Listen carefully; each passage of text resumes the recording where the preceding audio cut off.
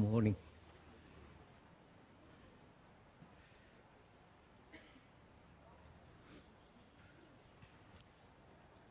I hope you aren't too wet.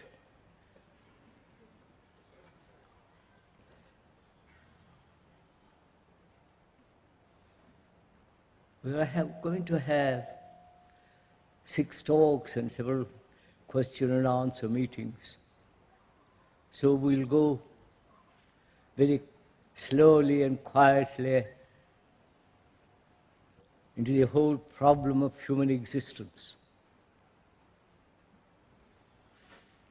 Please don't be impatient if I repeat some things which have already been said. And we're going to deal with meditation, love, compassion, fear, and all the travail of human life, the sorrows, the terrors, the violence. We're going to go into all these matters quietly, logically, perhaps sanely.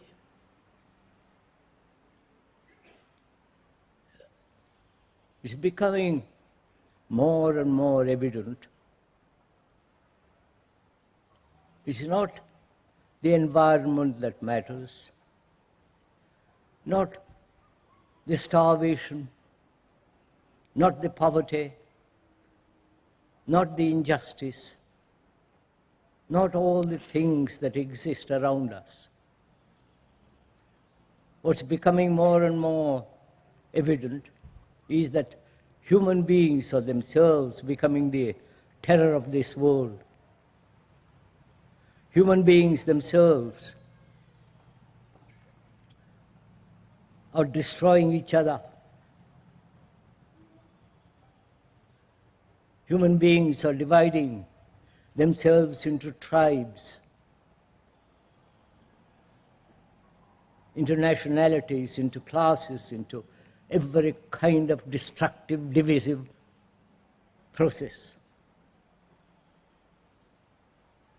The communists and the socialists and all the politicians will never transform the world. Nor the scientists. The astrophysicists who are exploring the universe outside of themselves, they're not going to find the solution either.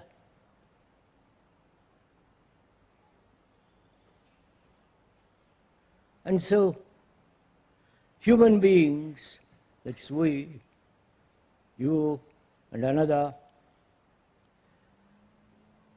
we are bringing about great chaos in the world.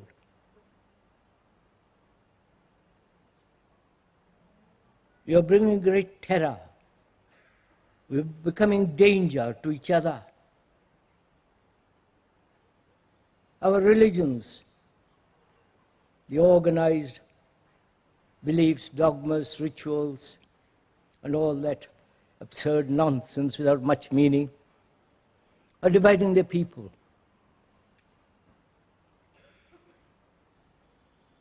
Wars, preparation for wars, nuclear bombs, the whole terror of this world. And some of us are trying to escape from all this, going off into little communes, or joining monasteries, or following some Asiatic gurus away from this monstrous world. But they also cannot possibly solve the problems. You cannot escape from what is. Neither ideologies have helped man. On the contrary, the communist ideologies, the ideologies of the Hindus, the Buddhists, the Christians, they are again dividing man, destroying man.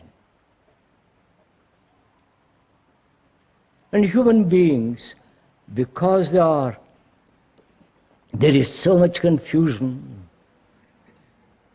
want or desire to commit themselves to something, to some group, to some idea, to some activity.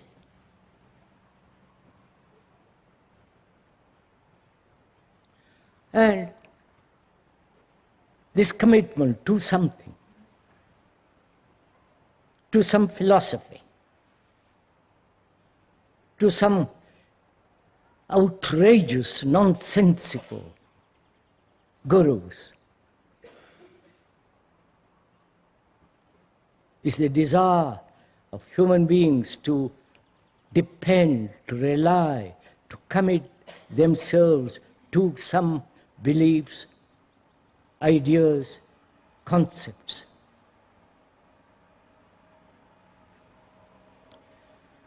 And during these talks,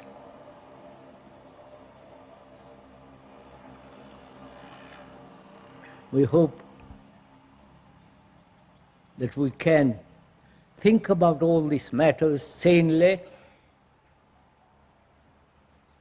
not antagonistically,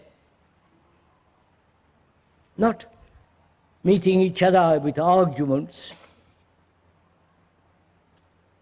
opinion against opinion, a conclusion against another conclusion, but rather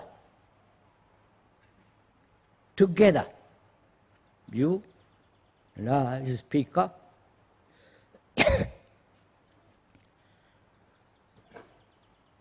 be concerned with all these matters, and if it is possible, think together. Not agreeing together, not opposing each other,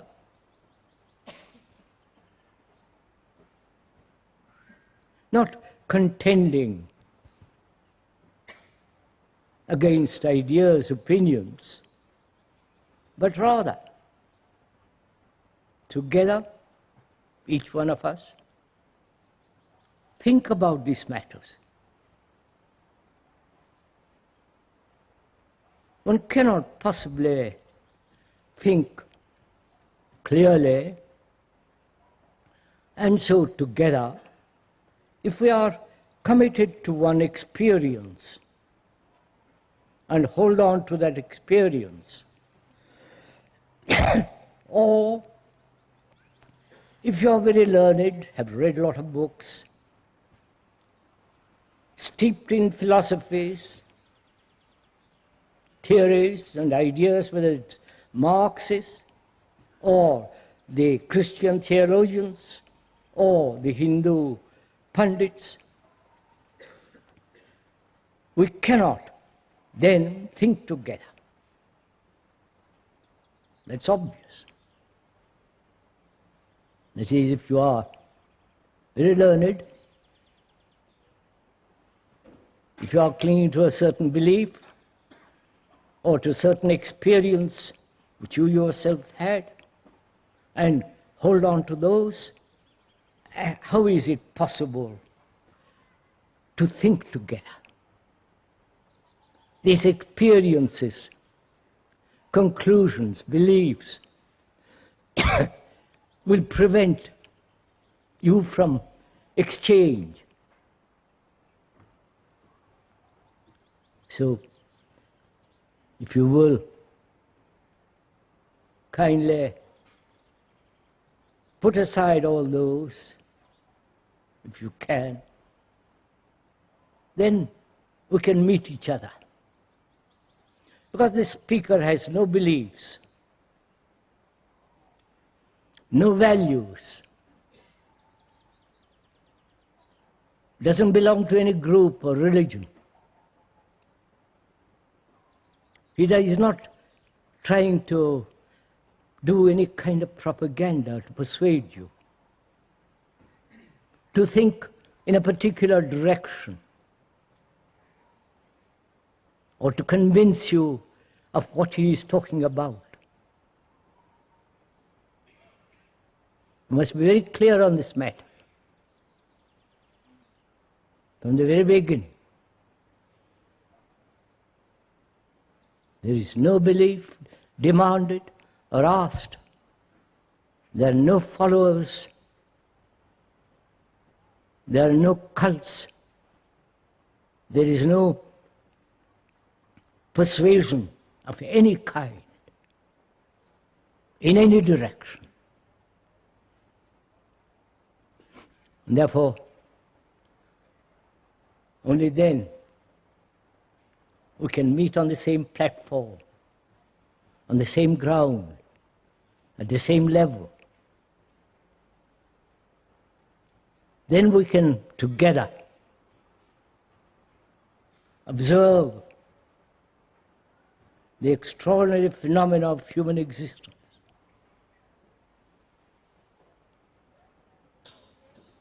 And I hope that is very clear.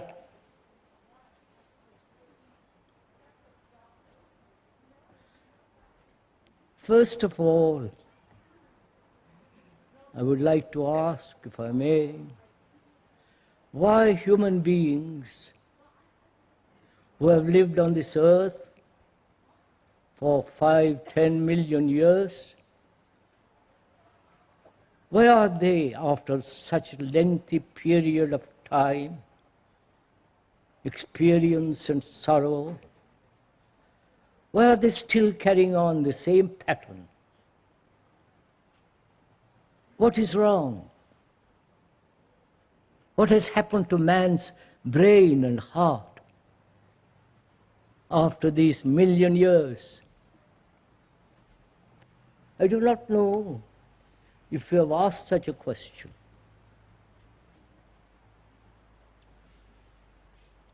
Why?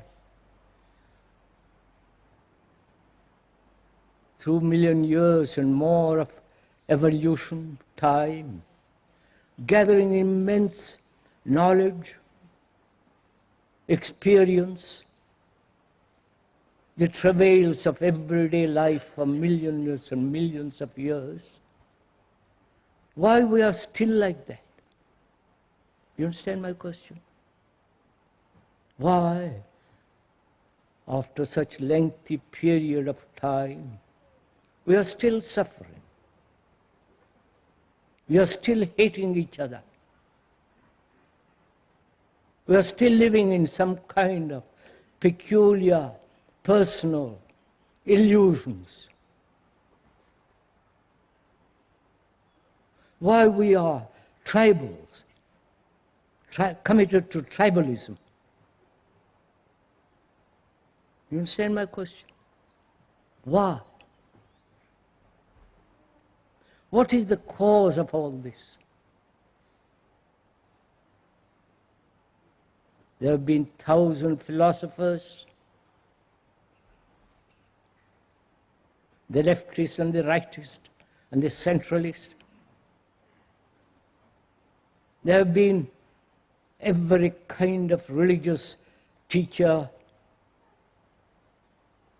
some so-called saints who are really not saints at all. They are probably neurotic people. Why the theologians of the past in the Christian world, and perhaps much longer period in the Asiatic world, the pundits, the scholars, all this vast accumulation of knowledge has apparently not solved any of our problems. You understand? This is a very serious question. Why human beings, you and another and perhaps oneself, why we go on this way? What is the cause of it? From the very beginning of time, man has lived in conflict, not only with his environment,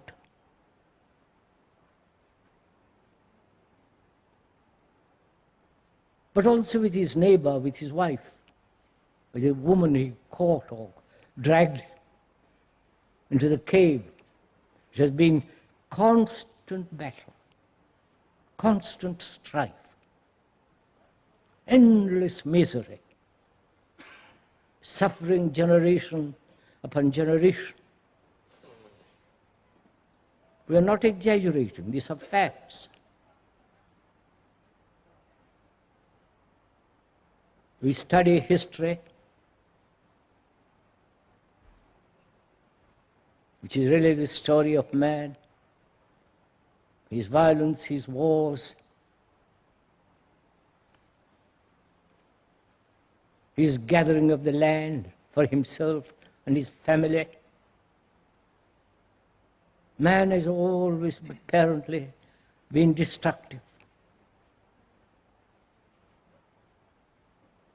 And religions have tried to tame him, make him a little more peaceful, a little more gentle, a little more considerate. But apparently they too have not succeeded. Whether in the Christian world, perhaps the Christian world has destroyed more human beings than any other race. They talk about peace and love, and they are responsible for murdering millions and millions and millions of people. There's the Asiatic world, with their superstitions, with their innumerable gods, but they've not been so violent. Their religion says, don't kill. But when circumstances force them, they kill. They are as destructive as the West.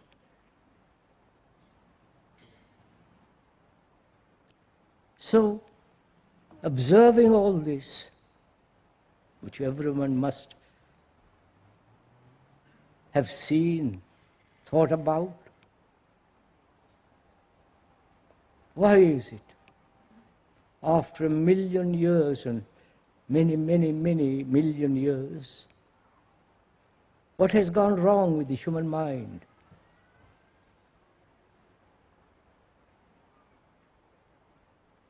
The brain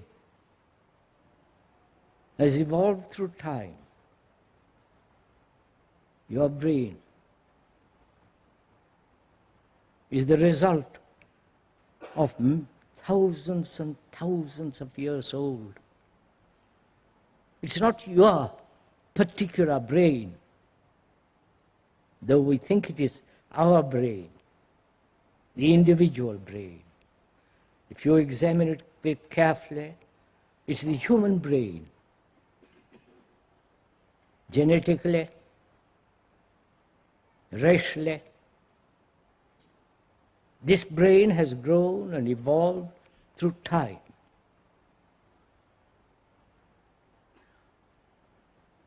Which is obvious. And it has followed certain patterns of living, always trying to seek security, both physically as well as psychologically. Its preeminent demand has been to find at any price security.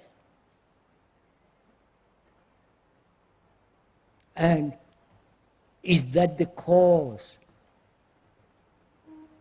of this present chaos and misery and confusion and terror?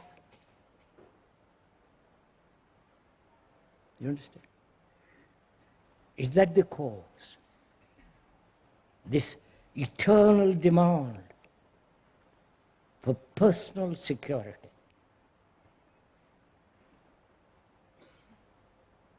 Though the brain, your brain and each individual brain is the result of great evolution. It's not your brain, it's the human brain.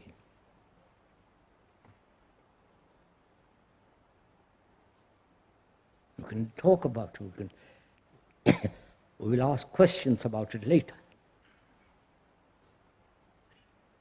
But even the scientists are beginning to discover, at least some of them, that this brain is not yours or mine. It has grown through time, evolved. So it is the human brain. And that brain has sought security, inwardly, outwardly.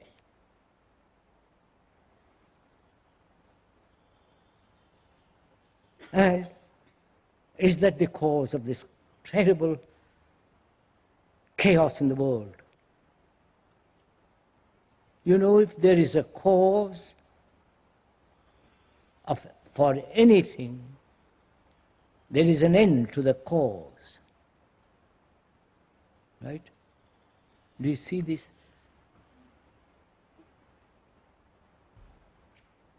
If there is a cause for physical pain, there is an end to the physical pain. They can find it. If there is a cause for psychological disturbance, chaos, misery, the cause can be found and end. So where there is a cause, a beginning, there is also an ending.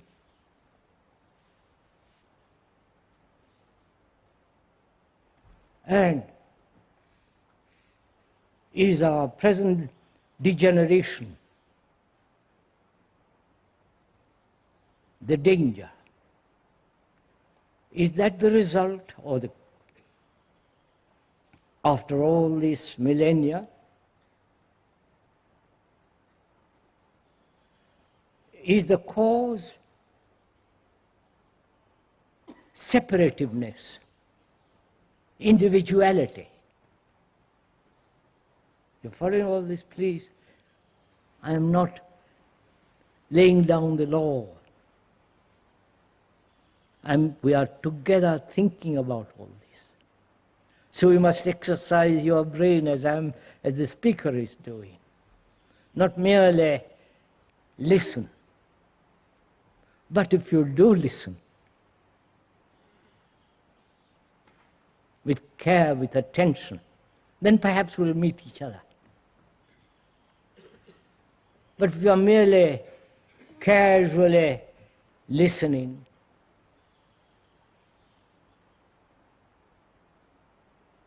and thinking about other things, then we shall not meet each other. There is no communication. We are asking if one may.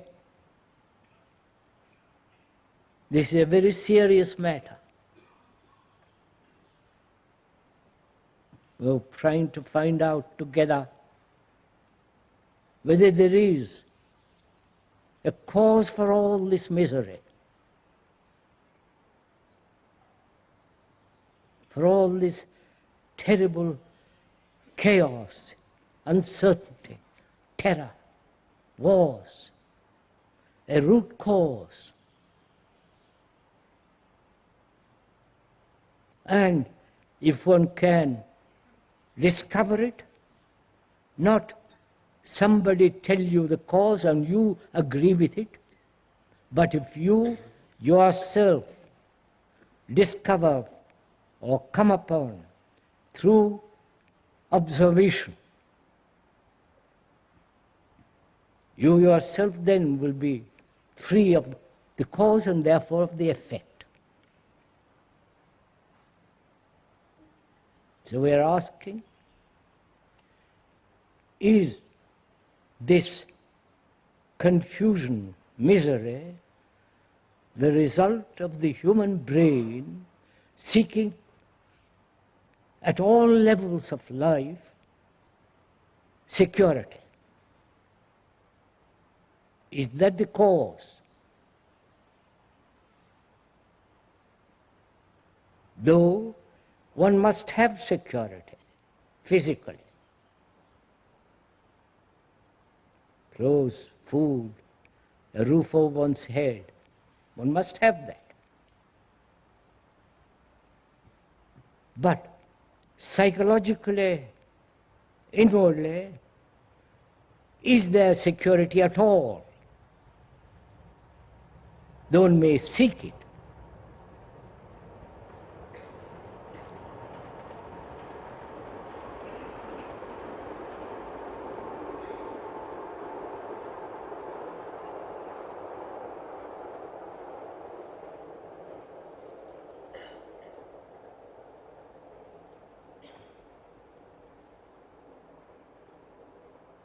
We will go into this matter more deeply presently. And is this chaos the cause of this idea, a concept, that each one of us is a separate entity?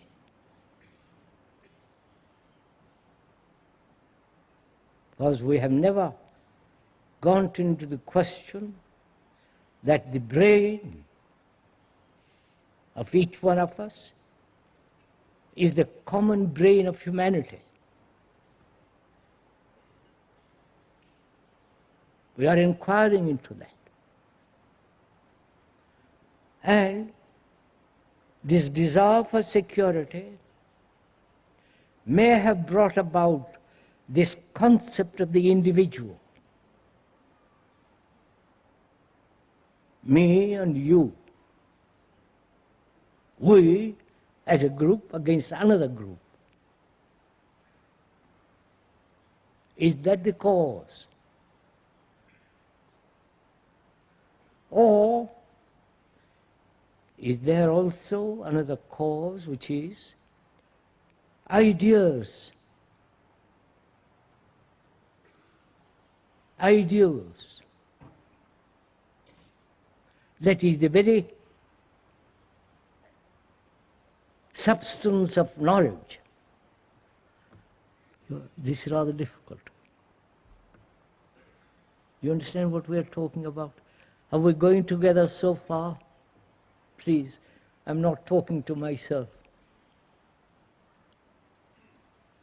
You have taken the trouble to come here in this unpleasant weather, uncomfortable. And so please, kindly pay attention if you don't so desire.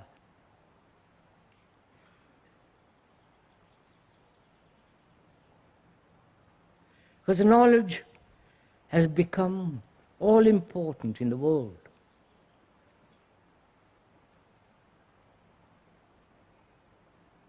Technological knowledge. If you want to be a good carpenter, you must spend many, many years learning, accumulating knowledge about the wood, the tools, the design, and acquiring great knowledge as a carpenter. Then that knowledge is used skillfully, and so on. And if you are a scholar, you acquire a great deal of knowledge, reading great many books, storing up in the brain as memory, and giving importance to knowledge, and assuming that knowledge will gradually, through time, through accumulation of more and more knowledge, you will ascend to heaven.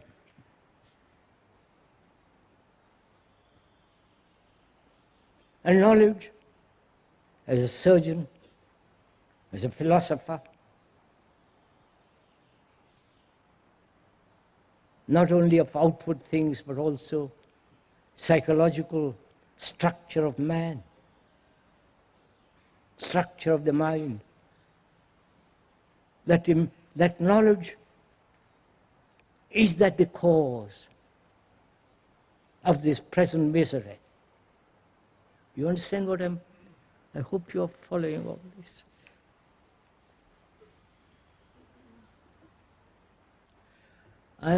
We are not talking to please you, to entertain you. There are cinemas, footballs, tennis courts, every form of entertainment outside exists. So this is not an intellectual, or, if one may use an ugly word, spiritual entertainment, or romantic, emotional froth.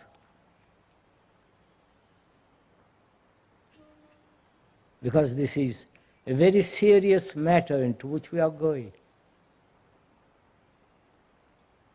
Why? Human beings, with all their immense accumulated knowledge, why?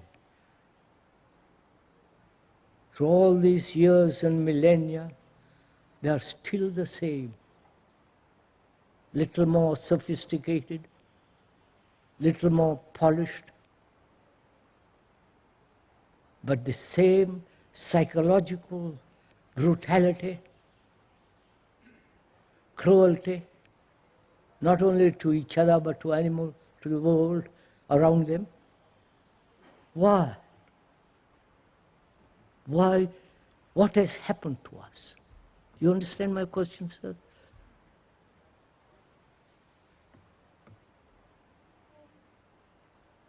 As we said, where there is a cause, there is an ending of that cause. If we can understand that principle.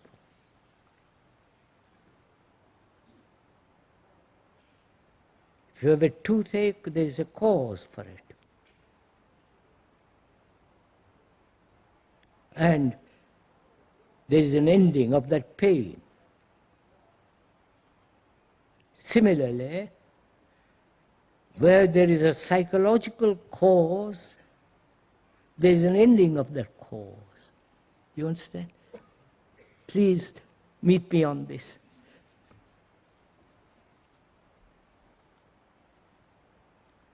A war, there's a cause to war. Economic, national, prestige, power, and so on. There's a cause to war, which is division of nationalities, division of ideologies, the totalitarian and the non-totalitarian, the democratic, so-called democratic, and the autocratic.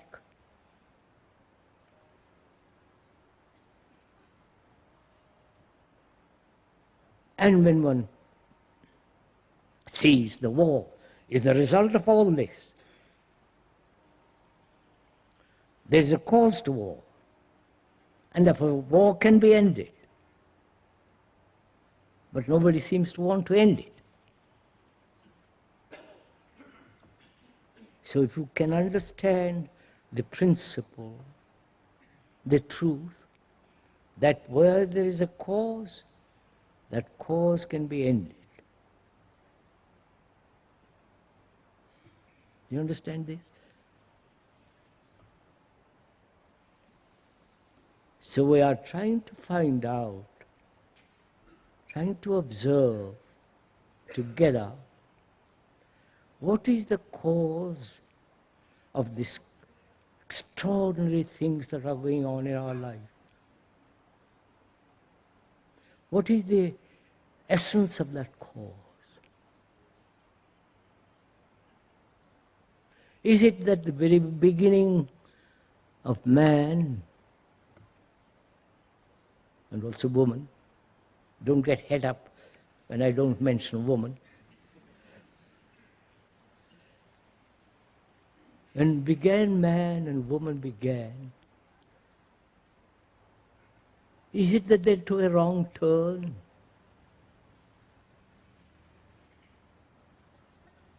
Look at it, please. Go into it with me. Why should we suffer? If it is the creation, man is the creation of God, God must be rather a horrible entity, a monstrous entity that's making human beings go through hell. Right? He must be total disorder, because we live in disorder if He created us.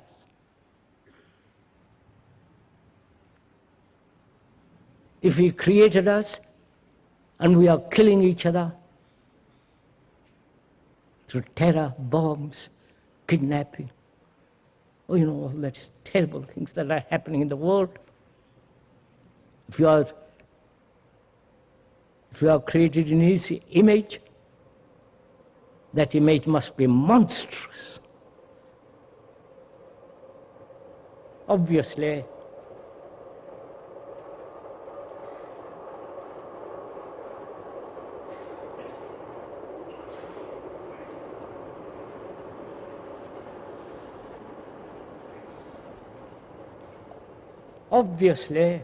which is quite evident, that man is responsible. Nobody outside of us. No gods, no angels, no Brahman, no higher, none of us. That is responsible for this. We are responsible. And what is the cause of this? You understand now?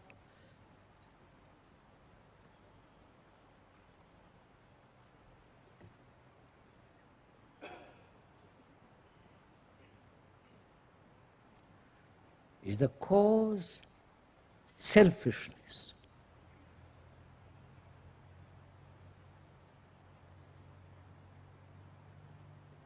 Is the cause the accumulated knowledge? Please listen carefully. We are not against knowledge. Knowledge is necessary. Drive a car to learn a language, to operate in a electronic, so on, so on, so on. Knowledge is necessary. But the psychological knowledge that has accumulated generation after generation,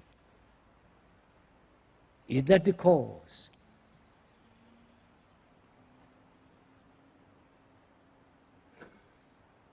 Is it that the knowledge has been translated psychologically into concepts, into your belief and my belief? You're following all this? Please, sirs, this is, don't go to sleep.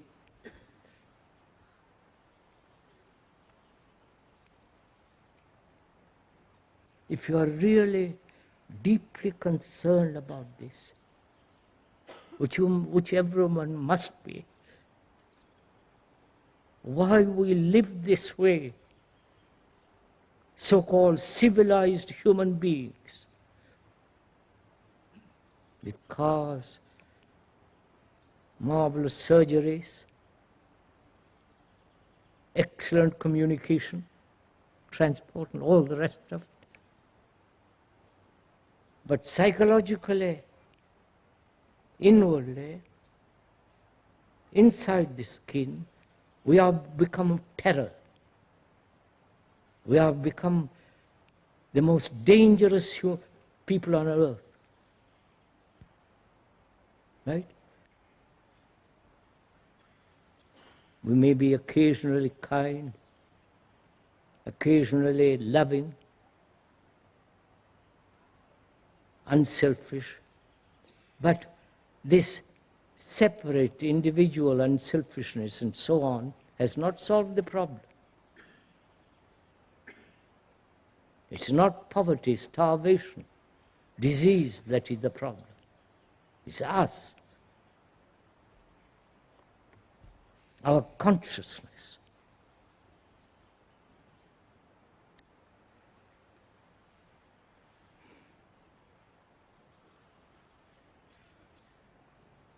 So how shall we find out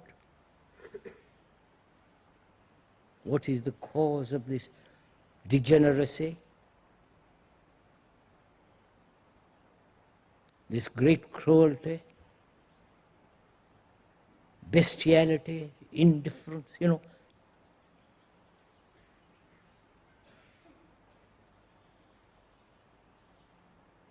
How will you find out?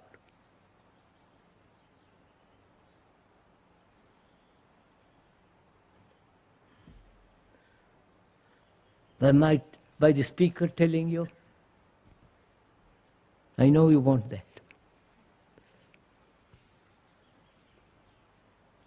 That would be the easiest thing, wouldn't it? Because our minds are always seeking the easiest way.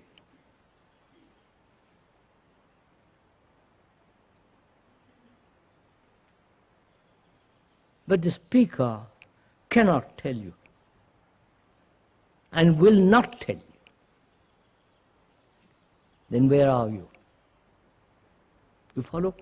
Please face this. Because it's your responsibility to find it.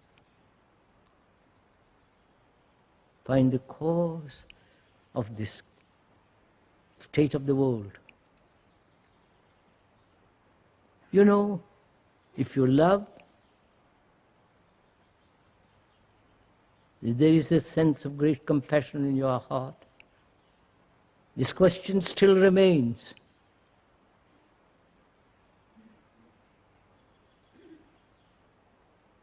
You may follow somebody. The more Asiatic they are, the more romantic and more nonsensical.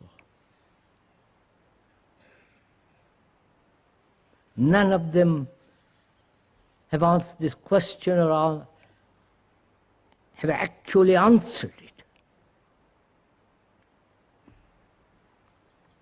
They have theories. The Hindus have gone into this and invented a theory. And the Christians say the original sin. That's a very convenient theory. Then you can have saviors and all the rest of it follows. So, how will you, as a human being, feeling responsible? Because your brain, your whole psychological structure is the result of many, many, many million years. That structure is not yours. It's every human being in the world is of that structure. Because they suffer in China, in the Far East, in the Middle East, and here and West. They're cruel. There is no sense of affection, care, there is divorce. There's every kind of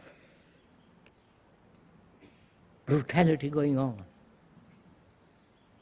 And each one of us is part of that. And if you feel tremendously responsible for all this, as you must, if you are at all awake and aware of what is happening in the world, how will you inquire, how will you find out? You understand my question? Are you sufficiently earnest to give your time and your heart, your mind to find out? Not how to meditate. That come much later. Not what is yoga and all that business. We can talk about that too later.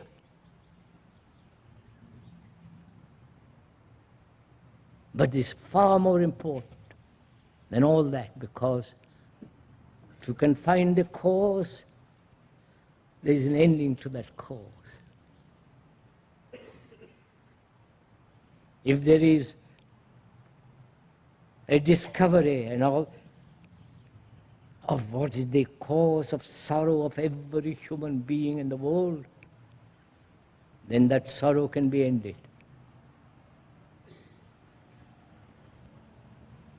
Why there is such conflict between human beings? What's the cause of it?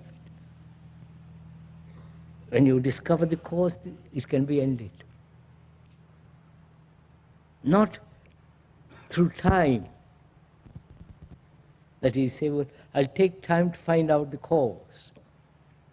I'll spend a week meditating about it, thinking about it, pondering over it, discussing it. That is, again, allowing time to discover the cause. Our brains, please follow all this, our brains are the result of time, right? Which is evolution. From the small cell to this enormous, complex human being. To arrive at this stage taken thousands of years, which is time. And we think in terms of time. That is, well, how can I find out the cause? You understand my question? And we are now going to spend time discussing it. Vous avez compris? You've understood what I'm saying? Or can you be free of time and observe? You understand what I'm saying?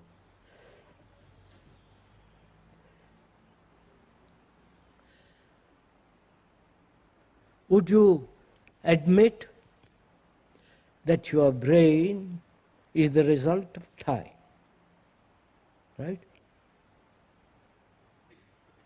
Though it's born, when it's born as a baby, it is small. But as it grows older, it gathers strength, vitality, more blood to the brain, and grows. And this is the process of man. And so that this process is common to all of us. And this process is not yours, your pet little brain. It's the brain of all humanity, which suffers, which designs, which calculates, which creates images, which creates gods. You follow? The whole thing is common to all of us. And time is the pattern in which the brain lives, right? Pursues. You observe your own brain, how it acts, how it thinks. The speaker is not a specialist in brain. As though he has discussed it with specialists who agree, some of them don't agree. Some of them go very far with the speaker. Some of them say it's all nonsense. It's an only way discovered. Listen to all this. Which is, the scientists are investigating matter, and through that investigation of matter, they want to find out the ultimate. You follow all this? That is, through matter, they are trying to find out the ultimate. We are the matter. You understand? You are matter. Your brain is matter. And without, they go outside and investigate. They don't begin with themselves. You understand what I'm saying? And if they went through themselves, they will come upon something most fantastically original, creative, beyond all time. But that requires tremendous observation of oneself, tremendous energy to give to this. But nobody wants to do that, because that's not popular. That brings you nothing. No money, no position, no power, no status. But it is only through oneself which is a matter. It's only through oneself that can come upon that thing which is the beginning of all things.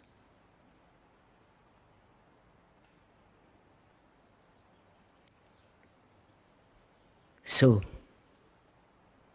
we're asking, what is the way, the manner, how is to find out the cause of all this? Or are there several causes?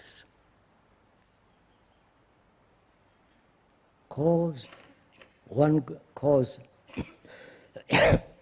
cause A may be that man, in conquering the environment at the beginning of time, gradually built himself the idea of he is separate, he is an individual against other individuals.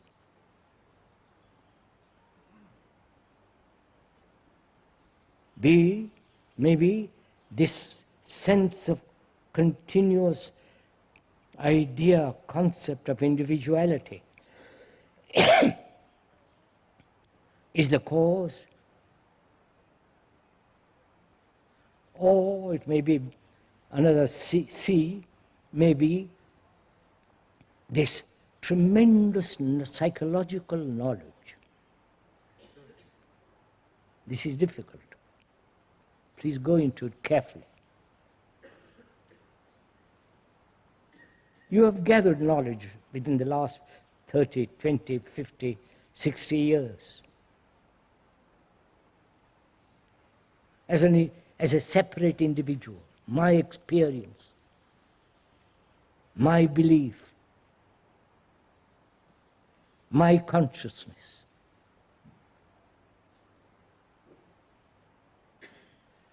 And this belief, this concept, this experience, which is after all knowledge, psychological knowledge which we have gathered, is that the cause? Or it's none of these?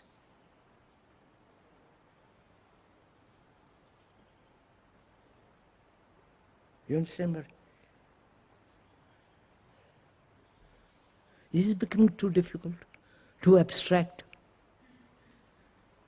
No, it's not abstract. It's not something that you read in a book and put it aside. It's not something that some philosopher invents and then you read and you agree or disagree. It is something actual. You're facing it now.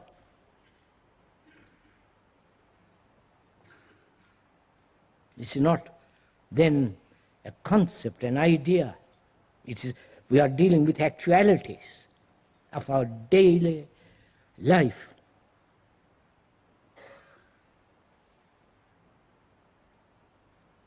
Which is so enormously complex.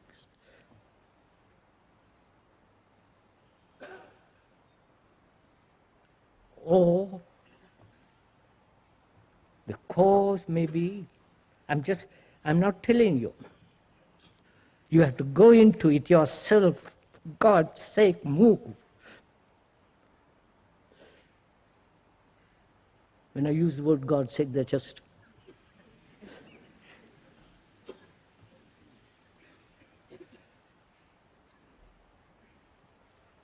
or is it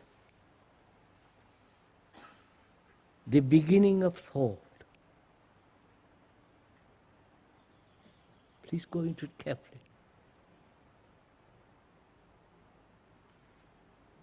Is this spreading complex cruelty of man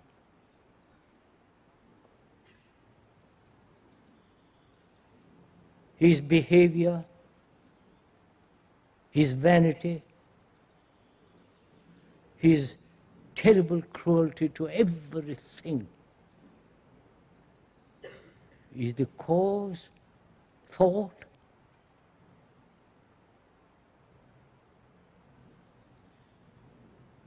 Understand?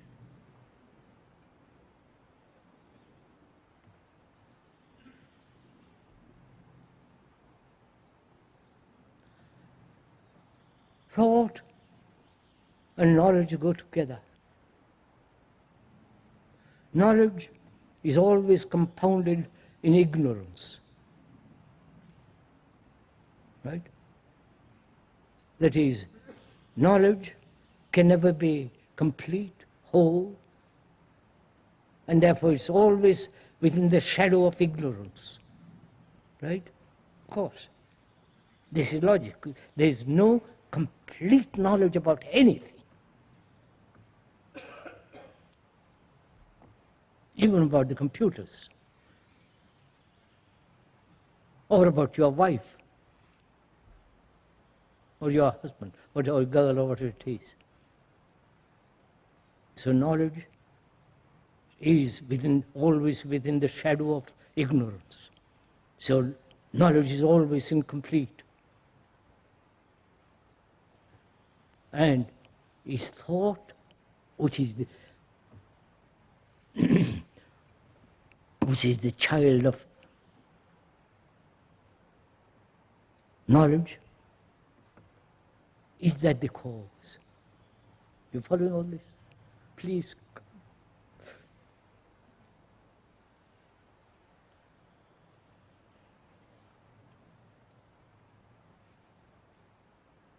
You have to exercise thought when you drive a car.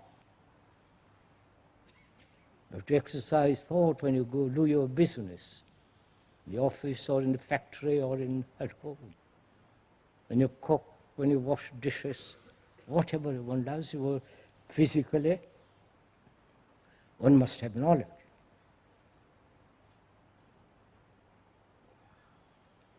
Psychologically, is knowledge necessary at all? You follow what I'm... Please go into it carefully. And is the origin, cause of all this existence with all its chaos and misery, confusion, uncertainty, security, etc., etc. Is thought the cause of all this?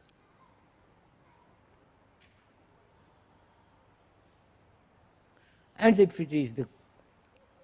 thought is the cause of it, then thought can be ended.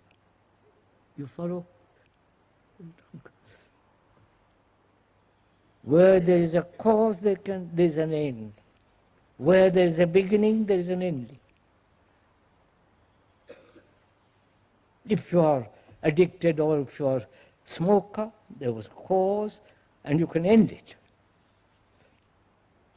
So similarly, if thought is the cause of this state of the world, then that can be ended. And with the ending there is a new beginning, totally different from that which thought has put together. You following all this? So is thought the origin of all this?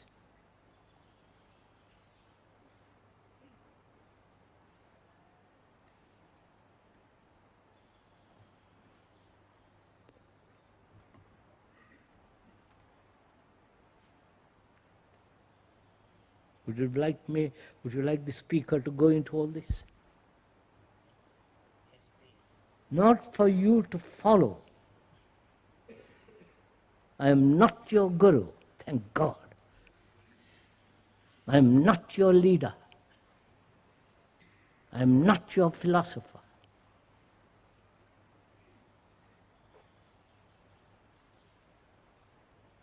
But the speaker has gone into this matter very, very deeply.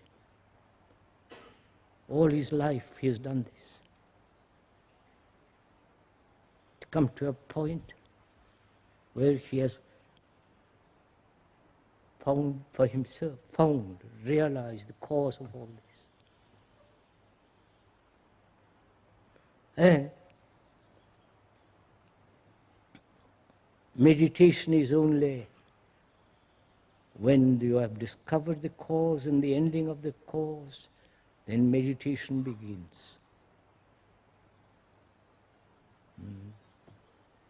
Meditation isn't what you are all doing. Forgive me pointing it out.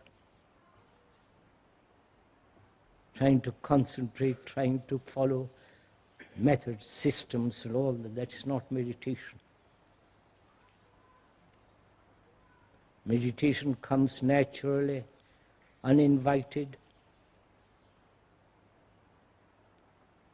When you have finished with all the cause. Right? So the function of the speaker, without any vanity, without any sense of doing propaganda, says, let us walk together and find out. Let's walk together on the same road, on the same path. Not your path and my path. The path of intelligence, which is not your intelligence or the speaker's.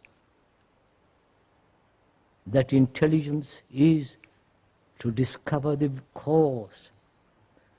That when there is the discovery of that cause, there is that supreme intelligence, which in its very nature is compassionate love. So, we are asking one question. Perhaps there is no other cause but this one cause, thought.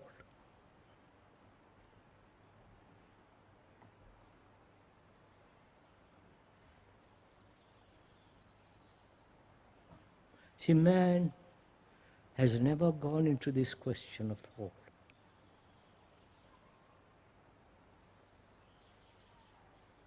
They're just beginning. Scientists are beginning to inquire.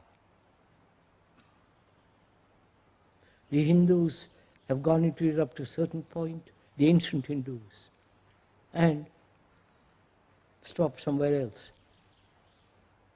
But we, common people, ordinary people, with our daily problems and anxieties, our attachments and our griefs and our pains, we are asking this question. Is all this the result of thought?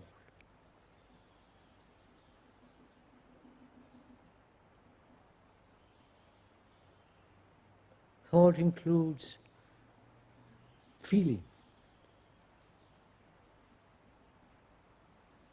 sensation,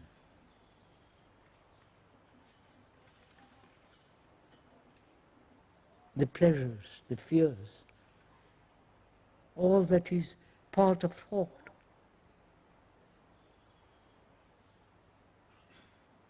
And if thought has created this world in which we live,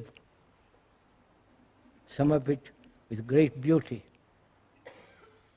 the marvelous cathedrals, the mosques, the temples, the poems, the literature,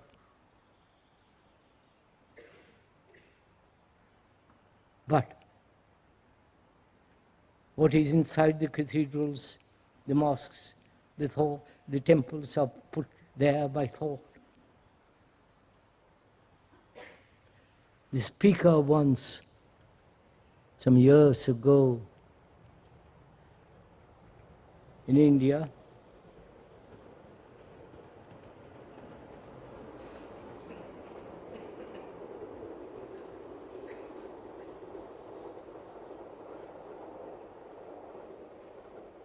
was speaking all over India, and he happened to be behind Mr. Gandhi. And Mr. Gandhi, Mahatma Gandhi, whatever you like to call him, was saying that everybody could enter the temples. At that time only the Brahmanas could enter into the temples. And he was saying, gods are in the temple, anybody can enter. So the speaker was following him. Next week he came to the same town next week. So they asked him to catch him out, because he was a Brahmana. So he said, what do you say? Should non-Brahmins should enter temples? And it was a very simple answer, which is, God doesn't exist in temples. If he exists at all, it is somewhere else, totally outside of man's thought, right? But they didn't like that. So it goes on. So I'm asking you, if thought is the result of this chaos, and if thought is the cause of this chaos, thought can end and something totally new can begin. And it's your responsibility as a human being, not as an individual, as a human being who is in China, in India, Asiatic world, in the Arabic, in the Middle East, West, East. That human being is asking this question.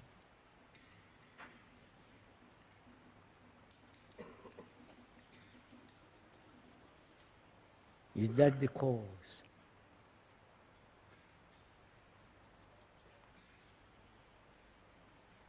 And if it is the cause, then how that cause can be dissipated, and therefore the ending of it. Therefore, from the ending of it, a new beginning, a totally new beginning, which is the real revolution. Not the communist, not the terrorists, and so on.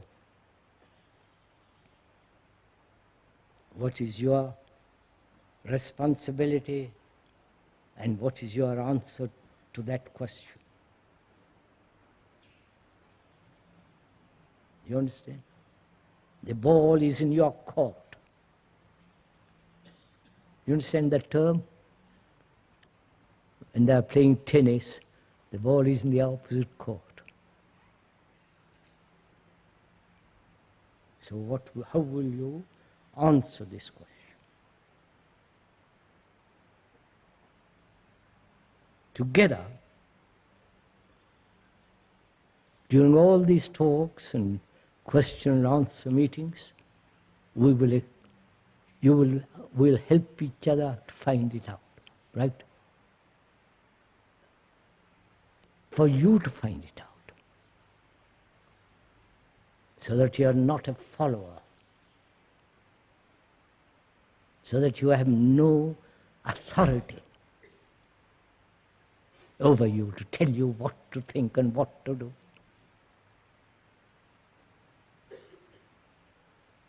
Then you are a complete human being.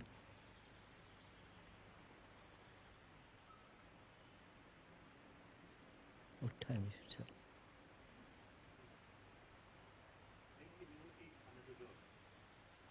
Grazie.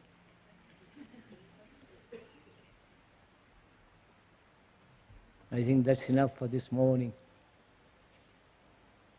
May I go?